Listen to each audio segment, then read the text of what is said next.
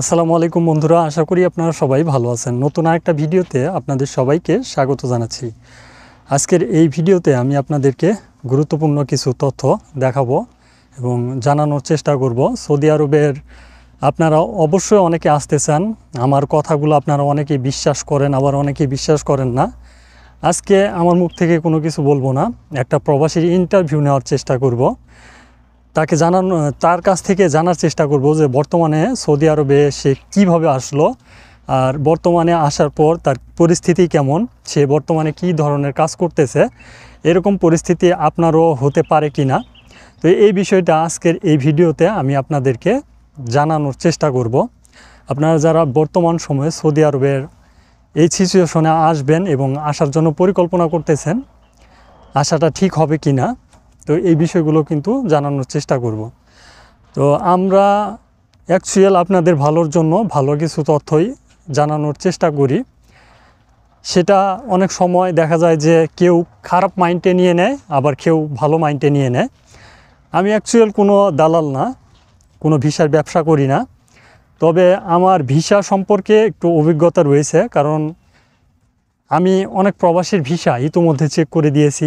অনেক প্রবাসীর সাথে আমার অ্যাকচুয়াল একটা আন্ডারস্ট্যান্ডিং রয়েছে, অনেক এজেন্সির সাথে আমি চলাফেরা করেছি। সেই সুবাদে আমি আপনাদেরকে বলতে পারি যে কোন ভিসাটা ভালো, কোন ভিসাটা খারাপ, এই বিষয়গুলো। তো তার প্রেক্ষিতেই অ্যাকচুয়াল আপনাদেরকে তথ্যগুলো দেই সৌদি আরবের বর্তমান পরিস্থিতি সম্পর্কে।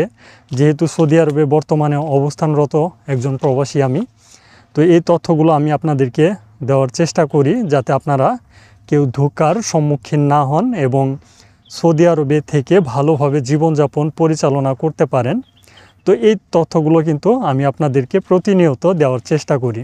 তো আজকে আমি আপনাদেরকে একটা প্রবাসীর রুমে যাব, তো কিছুক্ষণ পরে যাব রুমে। যাওয়ার পর তাকে জিজ্ঞাসা করব অ্যাকচুয়াল সৌদি আরবে সে কী পরিস্থিতিতে রয়েছে, কী সিচুয়েশনে বর্তমানে তার দিন পার হচ্ছে। সে আমাকে কিন্তু জানিয়েছিল যে তার কিছু তথ্য আমাকে বলবে। যেহেতু আমাকে বলতে চাইছে, আমিও আপনাদেরকে নিয়েই আসলে তথ্যগুলো শোনার চেষ্টা করব। সেজন্যই এই ভিডিও আকারে অ্যাকচুয়াল তথ্যগুলো আপনাদেরকে দেওয়ার চেষ্টা করব, ভিডিওর মাধ্যমে আপনাদেরকে জানানোর চেষ্টা করব এবং সে কি বলে অ্যাকচুয়াল শুনে আসার চেষ্টা করব। তো চলুন অ্যাকচুয়াল তার মুখ থেকেই কিছু তথ্য, যেগুলো অ্যাকচুয়াল আমাদের নতুন সৌদিগামী প্রবাসী রয়েছে তাদের জানা অত্যন্ত গুরুত্বপূর্ণ। কারণ যারা চলে এসেছে সৌদি আরবে, তারা তো চলে এসেছে, এখন কিভাবে বৈধ থাকবে, কিভাবে ভালো পজিশনে যাবে, সেটা কিন্তু অ্যাকচুয়াল আপনাকে সৌদি আরবের ভিতর থেকেই ভাবতে হবে। আর যারা চলে আসেনি, এখন পর্যন্ত পাইপলাইনে রয়েছেন, আপনারা বাংলাদেশ থেকে আসার পরিকল্পনা করতেছেন, তাদের এই ভিডিওটি অত্যন্ত গুরুত্বপূর্ণ হতে চলেছে। আপনারা যারা ভিডিওটি দেখবেন অবশ্যই শেয়ার করে দিবেন।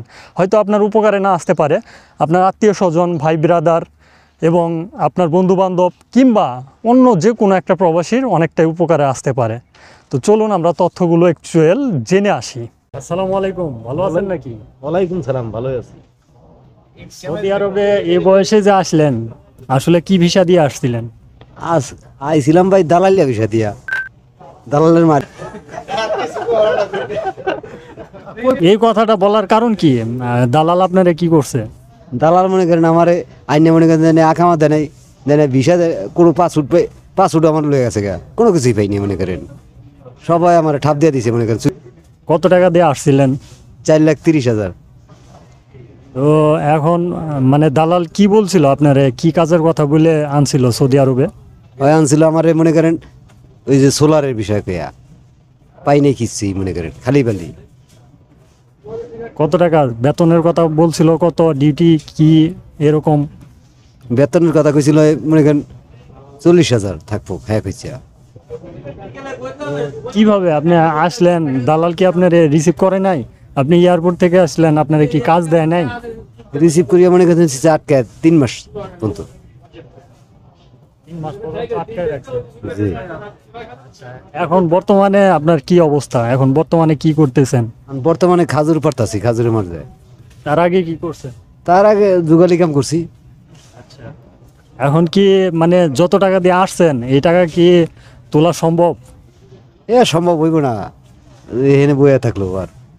আচ্ছা, এখন আপনি তো আসছেন, ধরা খাইছেন, এখন আপনি একটা ইনফরমেশন দিবেন যারা বাংলাদেশ থেকে বর্তমানে আসতে যাচ্ছে, এখন তাদের কি আসা ঠিক হবে কি না, আপনার পরামর্শ কি, এটা আপনি একটু বলবেন।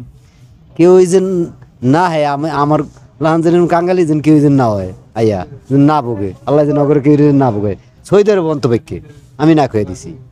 এখন আপনার খারাপ হয়েছে, কিন্তু অন্য জনের তো ভালো হইতে পারে। না ভালো সৈদের হবে না অন্তপেক্ষে। কারণ কি, সৌদি আরবে তো আগে লাখ টাকা পর্যন্ত ইনকাম করছে প্রবাসীরা।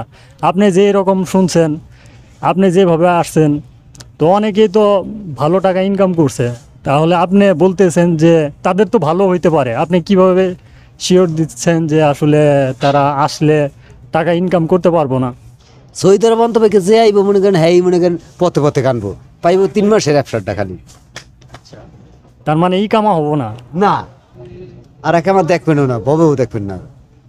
আচ্ছা, একজনে আপনার কথা শুনলো, শুনে বিশ্বাস করলো না, তারপরও আসলো, ঠিক ঠিক আছে, এখন আসার পরে দেখতেছে যে ইকামা পাইলো না, কিংবা কফিল খুঁজে পাইলো না, এখন তারপরে অ্যাকচুয়াল অবৈধ হয়ে গেল। অবৈধ হয়ে যাওয়ার পরে কি কোনো রকমের কাজ করা সম্ভব?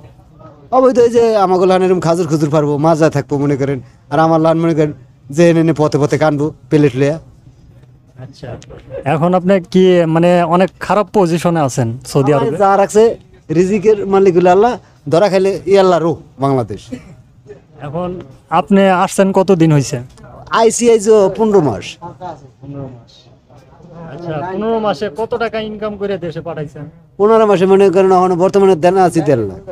1.5 লাখ টাকা দেন। হ্যাঁ, তো এখনো তো আপনার চালান উঠে নাই। চালান দূরের কথা দেনাই তো সারতাই নেই মানুষের। দেনা যে ছাড়তে পারলেন না, এই যে 1.5 লাখ টাকা আরো আসলে অ্যাকচুয়াল আপনার ঋণ আছে, তাইলে আপনার লাভ হইলো না লস হইলো বর্তমানে সৌদি আরবে আসার পর? লস হয়েছে। টাকা দিয়ে যদি আমি গরু বাছুর পালতাম, মনে করেন যে কোনো জিনিস এটা ইয়েতাম, ওই 5 লাখ টাকা দিয়ে যদি আমি যে কোনো কিছু বলাইতাম, তাই আমার এখানে আওয়ানে তো আর কোনো বেহারা নেই। আমার তো খাটলাম পথে পথে, আর মনে করেন কান দিয়ে পথে পথে ঘুমাই এলো মাছ যায়। কইছে তো এসির মধ্যে নিয়ে ডুয়ায় রাহুম, বহুত মতো রাহুম, লড়বি না লড়বি না। আচ্ছা আচ্ছা, তাইলে এই যে সময়টা যে চলে গেল, এটা তো আপনার লাইফ থেকেই চলে গেল। লাইভই আমার মিথ্যা ডাইরেক্ট।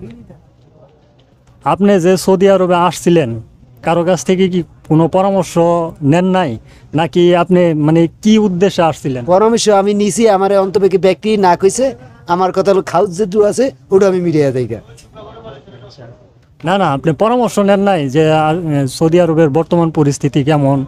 আর অন্তপেক্ষে যেই কয় ভাই কেউ আইও না, পরিস্থিতি প্রচুর খারাপ, আয়া কেউ বুঝলো না। এখন তো আপনি বলতেছেন, আপনারে কেউ বলে নাই?